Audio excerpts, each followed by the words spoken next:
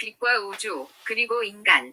우주와 인간의 소통을 이해하는 핵심은 의외로 간단하다. 그것은 바로 빛이다. 우리가 일상에서 듣는 소리와 보는 영상, 우주선이 지구로 보내는 신호, 그리고 빅뱅 이후 지금까지 우주를 채우고 있는 흔적들까지, 이 모든 것은 서로 다른 모습일 뿐 같은 본질을 지닌 전자기파, 즉 빛의 다양한 형태일 뿐이다. 그리고 인간은 결국 빛의 자녀라는 상징도 성립한다. 보통 빛이 지구에 도달하기까지 광년이라는 시간이 걸린다고 말한다. 그러나 광년은 시간의 단위가 아니라 거리의 단위이다. 빛은 언제나 초당 약 30만 킬로미터라는 일정한 속도로 움직인다. 먼 별에서 오는 빛이 오래 걸리는 이유는 시간이 느려서가 아니라 우주가 그만큼 광대하기 때문이다. 빛의 원리는 우주 통신에서도 그대로 적용된다. 우주선에서 지구로 보내는 소리와 영상은 실제 소리나 영상이 공간을 이동하는 것이 아니다. 우주에는 공기가 없어 소리는 전달될 수 없기 때문이다. 대신 소리와 영상은 전기 신호로 바뀌고 그 정보가 전자기파에 실려 이동한다. 전자기파는 라디오파든 가시광선이든 물리적으로는 모두 빛의 일종이며 진공에서도 전파되고 속도 역시 빛의 속도와 같다. 현재 태양계를 벗어나 우주를 항해 중인 보이저 1호와 2호가 보내는 신호도 마찬가지다. 지금 우리가 받는 신호는 약 20시간 전에 보이저 탐사선에서 출발한 빛이다. 현재 위치의 보이저가 보내는 내용은 거리가 지구와에 너무 멀어서 화려한 영상이나 새로운 발견이 아니라 극히 제한된 과학 데이터와 탐사선의 상태를 알리는 최소한의 신호일 뿐이다. 그 신호는 새로운 정보를 준다기보다 인간이 만든 물체가 태양계를 벗어나서 아직 움직이고 있다는 기적 같은 사실을 증명하고 있다. 한편 우리는 이미 빛으로 가득 찬 환경 속에 살고 있다. 지구 표면과 그 주변 공간에는 라디오, TV, 휴대전화, 위성통신, 와이파이 신호가 끊임없이 흐르고 있다. 우리가 기기를 켜는 순간 어디서나 소리와 영상을 들을 수 있는 이유는 이 전자기파들이 공간을 채우고 있다가 수신기를 통해 해독되기 때문이다. 그러나 이 전파들은 지구의 표면 공간에 머무르지 않는다. 한번 방출된 전자기파는 빛의 속도로 계속 이동하며 지구를 떠나 우주로 흘러간다. 우리가 조금 전에 본 방송의 전파는 이미 지구를 벗어났고 그 자리는 즉시 새로운 전파가 채운다. 지구 주변의 전파 환경은 고여있는 연못이 아니라 끊임없이 흐르는 강물과 같다. 이 사실은 흥미로운 상상을 일으킨다. 만약 지구에서 수십 광년 떨어진 곳에 지능적 존재가 있고 우리와 비슷한 수신 기술을 가지고 있다면 그들은 이론적으로 지구의 과거 라디오나 드라마를 수신할 수 있다. 다만 신호는 거리와 함께 극도로 약해지고 해독에는 고도의 기술과 분석이 필요할 것이다. 또한 현대 인류의 통신 기술은 점점 더 멀리 퍼지도록 크게 쏘는 방식에서 벗어나 필요한 대상에게만 정확히 보내는 방식으로 바뀌고 있다. 따라서 그 과정에서 에너지는 줄고 효율과 정확성은 높아지고 있어 우주로 퍼져나가는 방송용 전파는 과거보다 줄어들고 있다. 빛의 출발점인 빅뱅의 빛을 이해하는 것이 도움이 된다. 빅뱅 이후 약 38만 년이 지나 우주가 충분히 식었을 때 빛은 처음으로 자유롭게 이동할 수 있게 되었다고 한다. 그 빛이 지금까지 남아있는 것이 바로 우주의 경복사다. 이 빛은 사라지지 않았지만 우주의 팽창과 함께 파장이 늘어나고 에너지가 줄어들어 현재는 약 섭씨 마이너스 270.45도의 매우 차가운 마이크로파 형태로 존재한다. 빛은 우주의 팽창과 관계가 있다. 공간이 늘어나면 그 공간을 가로지르는 빛의 파장도 함께 늘어난다. 그래서 우주 배경 복사는 우주가 얼마나 팽창했고 얼마나 식었는지를 알려주는 가장 정직한 기록으로 해석된다. 우주가 지금처럼 앞으로도 팽창을 계속한다면 빛의 파장은 더 늘어나고 더 희미해져 결국 거의 감지할 수 없는 상태에 가까워질 것이다. 다만 과학자들은 우주의 절대 온도가 섭씨 마이너스 273.15도 아래로 내려가지는 않고 그 상태에 한없이 가까워질 것으로 본다. 이 모든 사실을 종합해보면 우리는 매우 특별한 시대에 살고 있음을 알 수 있다. 아직 별이 빛나고 우주가 완전히 식지 않았으며 빛이 풍부하고 변화가 가능한 시대다. 인간은 빅뱅 이후 138억 년이라는 시간 속에서 이 짧은 순간 동안 빛을 해독하고 질문을 던지며 우주와 연결되는 존재이다. 과학은 이처럼 신비한 구조를 설명해준다. 그리고 많은 사람들에게 그 이해의 끝은 자연스럽게 감사의 마음으로 이어진다. 질서와 법칙, 시간과 공간, 그리고 질문할 수 있는 의식이 허락되었다는 사실 자체가 경이롭기 때문이다. 우리는 지금도 빛 속에서 살고 있으며 빛을 통해 우주와 이어져 있다. 우주를 이해하려는 인간의 모든 시도는 결국 하나의 질문을 제기한다. 우리는 무엇을 통해 이 세계를 경험하고 그 경험의 배후에는 어떤 질서가 놓여 있는가라는 질문이다. 빛에서 시작된 물음은 자연스럽게 우주의 법칙으로 이어지고 그 끝에서는 다시 존재의 근원을 묻게 된다. 우리가 보고 듣는 세계는 대부분 빛을 통해 구성된다. 시각은 가시광선이라는 전자기파를 감지하는 과정이고 소리 역시 공기진동이라는 형태를 거치지만 기록과 전달의 단계에서는 전자기파로 변환된다.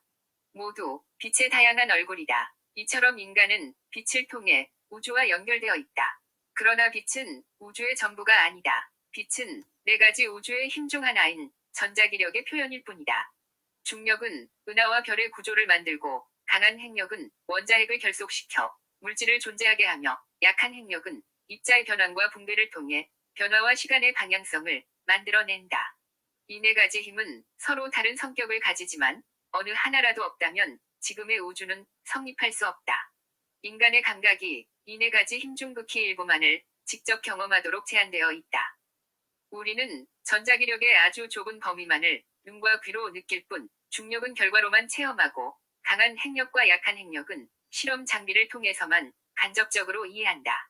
우리가 보고 있는 세계는 우주의 전부가 아니라 우주가 허락한 하나의 단면에 불과하다. 이 인식은 또 다른 질문을 던진다. 이 네 가지 힘은 어디에서 왔고 왜 우주는 이런 법칙을 가지고 존재하는가? 과학은 법칙이 어떻게 작동하는지는 설명하지만 왜 그런 법칙이 존재하는지는 설명하지 못한다. 그 경계에서 신앙과 철학의 의미가 시작된다. 어떻게 보면 우주의 법칙은 신이 직접 개입해 매 순간 조종하는 장치라기보다 세계가 일관되게 존재하도록 허락된 질서이다.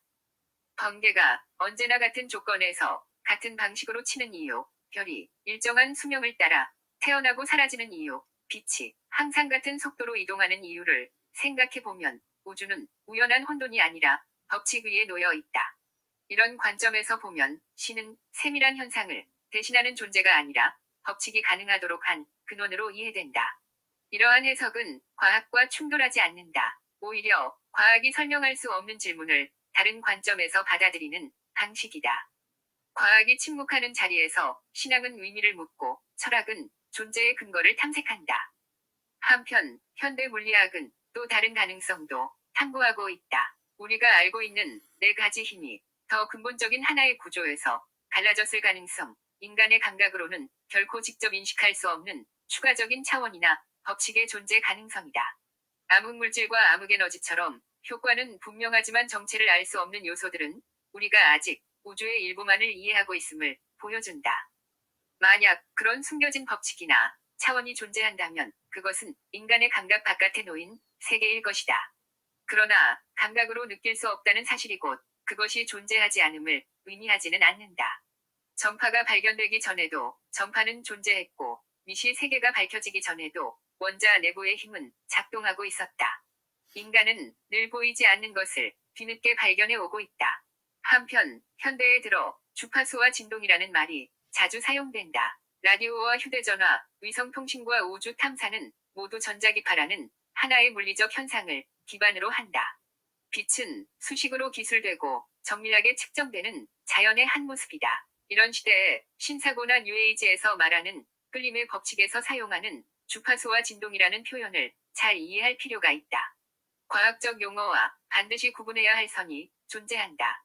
과학에서 말하는 주파수와 진동은 매우 엄격한 개념이다. 전자기파의 주파수는 헤르츠라는 단위로 표현되고 파장은 정확히 측정되며 동일한 조건에서는 누구에게나 같은 결과를 낳는다.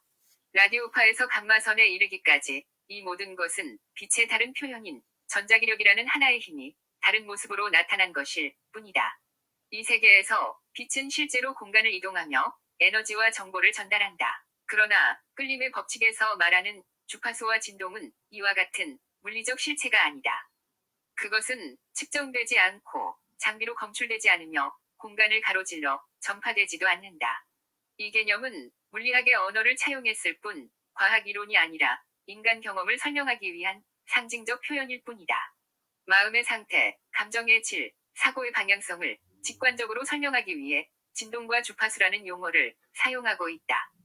이 차이를 혼동할 때 문제가 생긴다. 뉴에이지의 주장대로 생각이 곧바로 전자기파가 되어 우주로 방출되고 그것이 사건을 끌어당긴다고 믿는 순간 그 설명은 검증 가능한 과학의 영역을 벗어난다.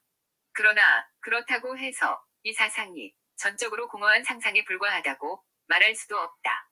그 안에는 인간이 오랫동안 체험을 통해 느껴온 중요한 통찰이 일부 담겨 있기 때문이다. 인간의 생각은 물질이 아니지만 뇌에서는 분명히 정기적, 화학적 활동으로 나타난다. 감정은 호르몬 분비를 바꾸고 표정과 말투, 행동을 변화시키며 타인의 반응을 달라지게 만든다. 이러한 변화는 사회적 관계와 선택의 흐름 속에서 누적되며 결국 한 사람의 삶이 전개되는 방향에 영향을 미치는 것이 사실이다. 이 과정은 과학에서 말하는 우주적 파동의 작용이라기보다 인간의 내부 상태와 외부 세계 사이의 복합적인 상호작용에 가깝다. 여기서 우리는 과거의 한 개념을 생각한다. 한때 물리학자들은 빛이 전파되기 위해서는 반드시 어떤 매질이 필요하다고 생각했다. 소리가 공기를 필요로 하듯 빛 역시 보이지 않는 매개를 통해 이동한다고 여긴 것이다. 이때 등장한 개념이 바로 에테르였다. 에테르는 보이지 않지만 공간 전체를 채우며 빛과 힘을 전달하는 실제로 가정되었다. 에테르는 뉴에이지의 진동 개념과 비슷한 역할을 수행했다. 인간이 직접 볼 수 없는 현상을 설명하기 위해 한동안 상정된 보이지 않는 장이었다. 그러나 뉴에이지의 개념과는 중요한 차이가 있다. 에테르는 과학적 가설이었고 실제로 존재하는지를 확인하기 위한 실험의 대상이었다. 마이컬슨 몰리 실험 이후 에테르는 관측되지 않았고 결국 특수상대성 이론의 등장과 함께 과학적으로 폐기되었다. 에테르는 증명되지 않아 남은 개념이 아니라 검증 시도 끝에 내려놓은 상상물이었다. 반면 신사고와 뉴에이지의 주파수와 진동 개념은 애초에 실험과 반증을 전제로 하지 않는다. 그것은 물리 법칙을 주장하기보다는 인간의 내적 경험과 삶의 태도를 설명하기 위해 과학에서 차용된 개념이다. 그래서 이것은 과학이론으로 검증되거나 폐기될 대상이 아니라 단지 상징으로 읽힐 때 의미를 갖게 된다. 흥미로운 점은 에테르가 사라진 이후에도 공간은 완전히 비어있지 않다는 통찰은 남았다는 사실이다. 현대 물리학은 진공을 에너지 요동이 존재하는 장의 상태로 이해한다. 양자장, 힉스장, 진공 에너지 같은 개념들이 그것이다. 그러나 이들은 뉴에이지가 말하는 의식이나 의미를 담는 매질이 아니다. 오직 수학과 실험으로만 정의되는 물리적 구조이다. 결국 중요한 것은 언어의 맥락을 구분하는 일이다. 빛과 전자기파는 우주를 연결하는 실제 현상이며 네 가지 기본 힘은 자연의 작동 방식을 설명한다. 반면 마음, 의식, 의미는 다른 차원에서 인간의 삶을 형성한다. 이를 물리적 파동으로 환원할 필요도 없고 환원할 수도 없다. 신사고와 뉴에이지의 용어는 과학이 아니다. 그러나 그것은 인간 경험의 한 측면을 설명하려는 시도이며 상징을 상징으로 읽을 때 그 가치는 유지될 수 있다. 과학의 개념을 과학으로 존중하고 은유의 언어를 은유로 이해할 수 있을 때 우리는 빛과 마음, 우주와 인간 사이의 경계를 더 분명하게 볼 수 있다. 그 경계 위에서 인간은 여전히 질문한다. 무엇이 세계를 움직이는가? 그리고 나는 어떤 태도로 이 세계와 관계 맺을 것인가? 이 질문이 계속되는 한 빛의 물리학과 마음의 은유는 서로를 침범하지 않으면서도 인간의 사유 속에서 조용히 공존할 수 있을 것이다.